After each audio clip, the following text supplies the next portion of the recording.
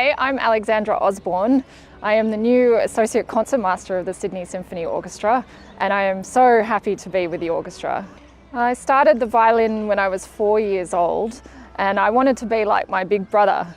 He was 8 or 9 at the time, playing violin in school, and he was studying the violin, so I just wanted to be like him.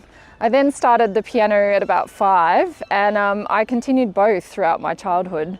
I was pretty serious in high school, did a lot of competitions, a lot of performances, and actually one of my favourite memories is with the Sydney Symphony.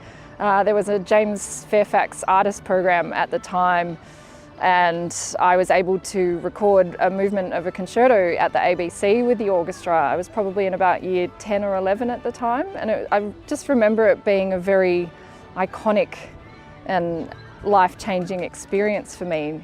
So I finished high school in Sydney, and I got into the Curtis Institute of Music in Philadelphia, and I moved by myself in 2001 and started my undergraduate there, and it was an incredible experience. There's only 160 people in the entire school, so it's a very small music school, very focused, and I think in many ways that's where I fell in love with the orchestra actually. And from there I moved to New York and did my master's at the Julliard School and studied with Mr. Ron Copes of the Julliard Quartet, incredible teacher. And I remember on day 1 of my master's he asked me, well, what do you want to accomplish? And I said, oh, I want a really great job in an orchestra.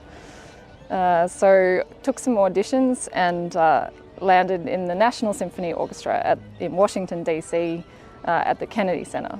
I started my job in 2009 under Christoph Eschenbach, and we did some incredible touring and amazing concerts and stayed there for about 12-13 years. I've always missed Australia, and so it was time to come home to Sydney. At the time it was a very somewhat challenging and confusing decision, but I am so happy to be home, and I feel so lucky and grateful to have gotten this job with the Sydney Symphony. The very first concert I ever came to was the Sydney Symphony, and so it's really amazing to come full circle in my life after 20 years in the States. It's a long time. I think one of the most memorable moments in recent times would certainly be the Gurulita experience with Simone at the Opera House. It's sort of a once-in-a-lifetime experience just because of the sheer number of people involved, and building out the stage, must have been a lot of effort. And just to perform that in the Opera House space, it's certainly a standout because you never know if that's going to happen again.